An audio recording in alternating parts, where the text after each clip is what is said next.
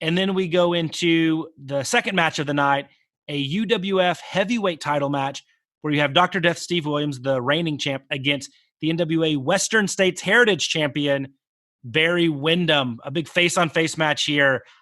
When I didn't remember this match. So when these two came out, I was like, hell yes, Dr. Death, Barry Windham, two of my favorite wrestlers of all time.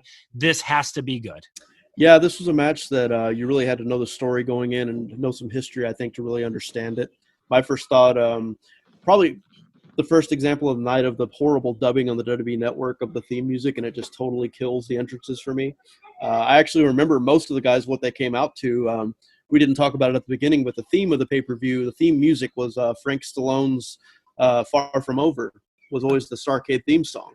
That was always what played on commercials. It's what played to open the show. And on this night, every guy that didn't have a theme song, used that music for entrance music.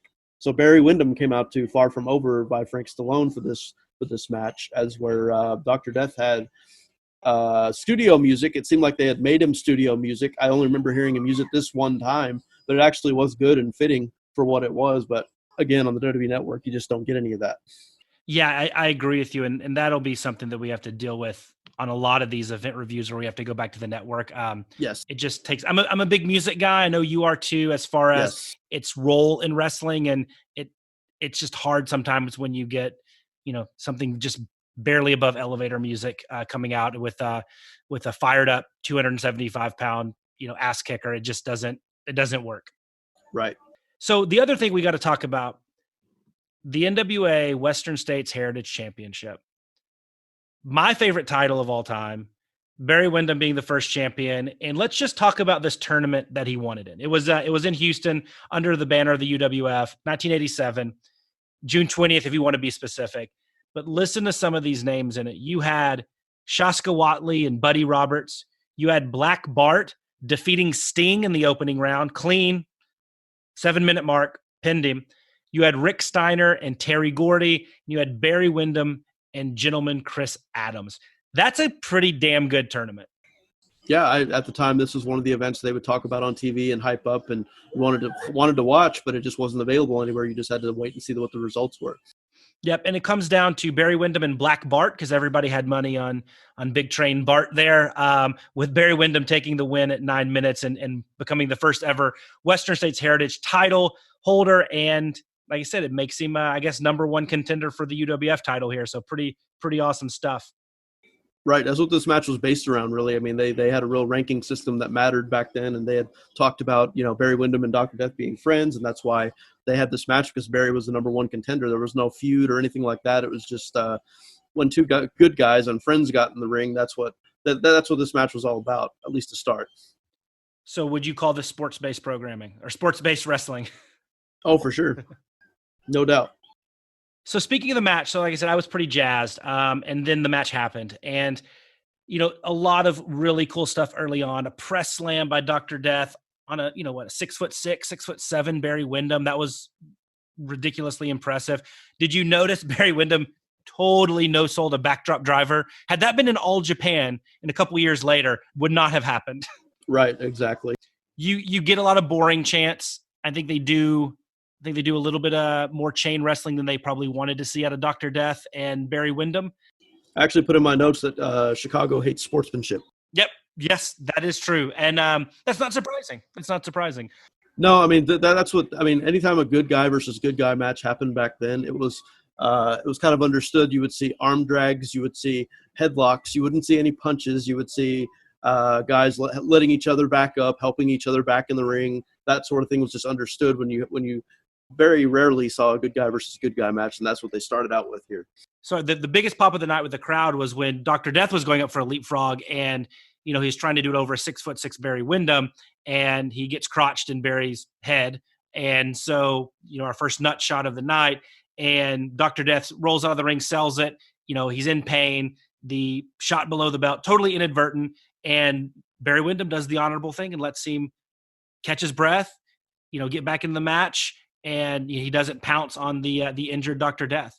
Yeah, that set the tone for the finish right there. I mean, they were teasing a Dr. Death heel turn. I guess at that point they were kind of saying Dr. Death would do whatever it takes to keep the title. And Wood Barry, they were questioning Wood Barry, or Dr. Death was questioning Wood Barry do the same. And they proved in this match that by the end that Dr. Death would do whatever it takes, and Barry Windham did not. To your point, Windham goes to dive at Dr. Death. Steve Williams ducks. He hits the top rope, goes over, crashes to the floor. Was a really nasty looking spill. Really cool stuff. Barry Windham is just so good. I mean, he has to be up there with like Steamboat and some of the other guys as just the smoothest wrestlers that you could see. Everything looks so good and so real and so crisp. So he struggles around the ring, gets back in, and instead of letting him in and catch his breath like was done to him previously, Dr. Death goes over, hits the Oklahoma roll on Windham, and gets the 3 count at sub 7 minutes, at 6 minutes and 50 seconds. Dave Meltzer would call this a dud. I think looking back, I don't know if dud is fair. I mean, I reserve those for really, really, really bad matches. Your Zeus's against Abdullah the Butcher or your Nails against El Gigante. To me, this was disappointing. It was sad that you have these 2 Hall of Fame wrestlers and they go sub 7 in a real clunky finish. And it just didn't do it for me, but dud might be a little strong. I think dud is reserved more for just bad matches, bad wrestling, or whatever you may call it. But this was just bad booking, really. I mean, this is a heavyweight title match, and it was second, first of all. So that told you where the UWF title stood, I think, as where before it was considered right up there with the NWA World title. And then the length of the match, like I said, these were 2 guys who were Dr. Death had just come off defeating Big Bubba for this title over the summer. He had gone to war with all the guys in UWF. Barry Windham, same thing, going to the limit with Ric Flair just a year earlier and probably even earlier than that. And they just have a 6-minute match. I mean, so short, or 7 minutes, whatever it was, for a world title match. It just seemed off.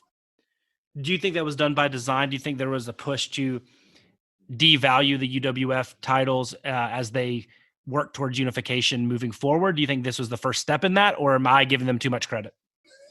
I'm not really sure what they were going for here. I mean, a lot of people think Dr. Death versus Ric Flair, title versus title, should have been the main event of this whole show. So what many people don't realize is that Dr. Death was actually gone shortly after this. If you look back at his history, he was back in Japan, and we didn't see Dr. Death after this until spring of '88, and he came back without the title. So I'm not really sure what their plans were here. I mean, he went over. It looked like they were going to turn him.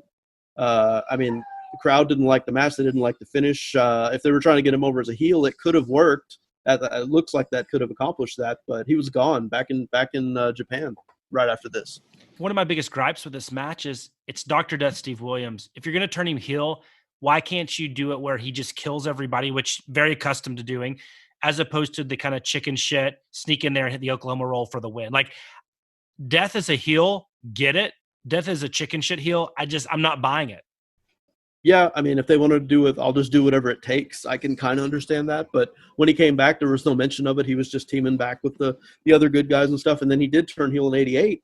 And I think that might have been even worse because he just came out with the varsity club in his Oklahoma gear. And it was like, well, I'm just joining the college club now type of thing. And no real reason given for that either when he did turn. So how do you rebook this? If you're in charge of it, what do you do differently here? I think just a more competitive match would have been enough. I mean, if they had went 20-something minutes and Barry took Flair to the limit, if he took Dr. Death to even 20-minute match would have stood out. I think that would have been fine. But you really need to know what the plan was for that title to even book it. Were they going to keep it around? Were they going to do away with it? I mean, that really matters in this situation. Yeah, it is interesting that UWF title goes on a few matches before unification for the UWF TV title. Exactly. It seemed very odd. And it has nothing to do with the talent involved. If anything, the talent involved in this match, I would say, exceeded by a considerable margin the talent in the unification match for the TV title. So